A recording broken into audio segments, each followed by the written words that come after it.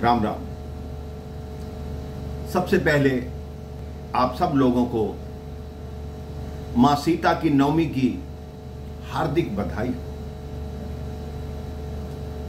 राम जी की नवमी चैत्र माह की शुक्ल पक्ष की नवमी को आती है और मां सीता की नवमी वैशाख मास की शुक्ल पक्ष की नवमी को आती है। मां जगदम्बा, जानकी, मैथिली जितने भी नाम हैं, उनका जन्म कैसे हुआ, क्यों हुआ, इसके कई कारण हमारे शास्त्रों में मिलते हैं। कहते हैं वेदवती नाम की ऋषि कुशध्वज की एक कन्या थी। वो श्रीहरि को पति रूप में पाने के लिए जंगल में तपस्या कर रही थी। उसी जंगल में से रावण निकला। रावण वेदवती को देखकर आकर्षित हो गया, मोहित हो गया। उसने जाकर वेदवती की तपस्या भंग करने की कोशिश की। वेदवती से पूछा कि तुम किसकी तपस्या कर रही हो और तुम्हारे मन में क्या है। तो वेदवती ने बताया कि मैं श्री नारायण को पति रूप में पाने के लिए ये तपस्या कर रही हूं। जब श्री नारायण का नाम सुना तो रावण क्रोधित हो गया। उसने वेदवती के केश पकड़ लिए। जैसे ही वेदवती के केश पकड़े, वेदवती ने अपने केशों को काट दिया और बोली, तुमने मेरे केशों को छुआ है, यही केश तुम्हारे रक्त की प्यास से शांत होंगे। जब तक तुम्हारा रक्त नहीं बहेगा, ये केश तुम्हारे पीछे शाप की तरह लगे रहेंगे। उसके बाद वेदवती ने अपने शरीर को योगाग्नि में भस्म करने की तैयारी की। उससे पहले रावण को बोला कि खड़ा है सामने मेरे, तू बन विकराल सी मूरत, जनकपुर से उठूंगी बन के तेरे काल की सूरत। रावण अट्टहास करके बोला, भला एक स्त्री मेरा क्या बिगाड़ सकती है? मैं तो अमर हूं, मुझे तो देवता तक भी पराजित नहीं कर सकते, तो एक स्त्री मेरा क्या बिगाड़ेगी? वेदवती ने अपने शरीर को योगाग्नि में भस्म कर लिया। रावण के हाथ में वो केश थे। उसको वेदवती की बात याद आई कि ये केश रक्त के प्यासे रहेंगे, सदैव इनको रक्त चाहिए होगा। उसने समस्त संसार के ऋषियों को इकट्ठा किया और कहा कि अपने शरीर का रक्त दो। ऋषियों ने रावण के डर के कारण अपने हाथों को काटा और रक्त देना आरंभ किया। रावण ने एक मटका लिया, एक घड़ा लिया, उसमें ऋषियों का रक्त भरता गया और उसके अंदर वेदवती के वो केश रख दिए। उन केशों से कहा कि अब तो ऋषियों का रक्त तुम्हें मिल गया, अब तो तुम्हारी रक्त की प्यास शांत हो जाएगी।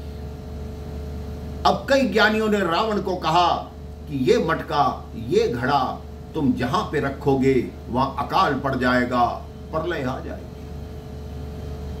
रावण ने सोचा अब इसका क्या करूं।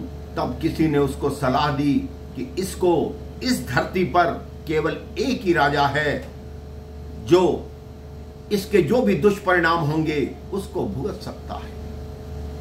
तब किसी ने उसको राजा शीरध्वज अर्थात महाराज जनक का नाम सुझाया। उसने वो घड़ा, वो मटका जनक के राज्य की सीमा में जाकर गाड़ दिया।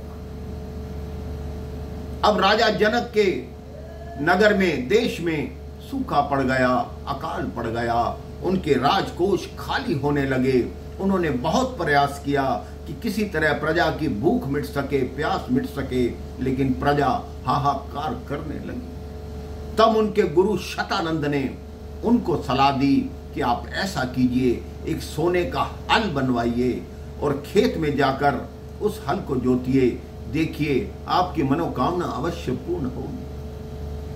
राजा जनक अपनी पत्नी सुनैना के साथ उस हल के साथ जो स्वर्ण का बनाया गया था लेकर खेत में पहुंचे। खेत में कुछ देर ही हल चलाया था कि एक जगह जाकर हल रुक गया। उन्होंने बहुत प्रयास किया कि वह हल आगे जाए, लेकिन हल आगे नहीं जा रहा था। राजा जनक और रानी सुनैना ने स्वयं अपने हाथों से मिट्टी हटाई तो देखा एक कन्या के रुदन की आवाज आ रही थी।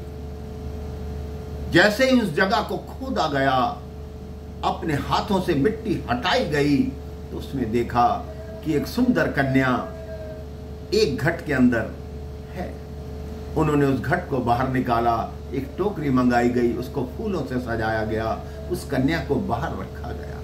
उस कन्या का नाम सबसे पहले सीता रखा गया, क्योंकि जो हल होता है उसके अगले भाग को सीत बोलते हैं, तो उसका नाम सीता रखा गया।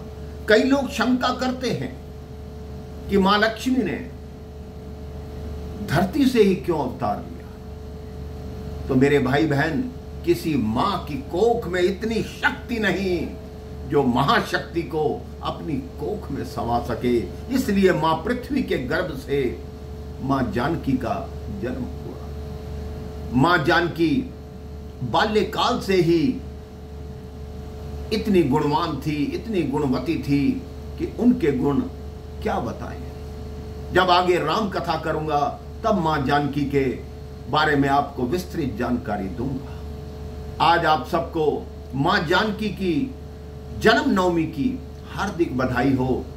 मां जानकी का जीवन हमारे समाज के लिए एक उदाहरण है, किस तरह उन्होंने अपने सारे रिश्तों को निभाया, अपने सारे संबंधों को निभाया, कैसे पति के साथ पति के सुख दुख में सहभागिनी बनी। आप अपने शीश को मां जानकी के चरणों में नतमस्तक कीजिए और उनसे यही आशीर्वाद मांगिए कि आपके बताए हुए मार्ग पर हम चल सकें, आपके तरह हम सबका जीवन हो।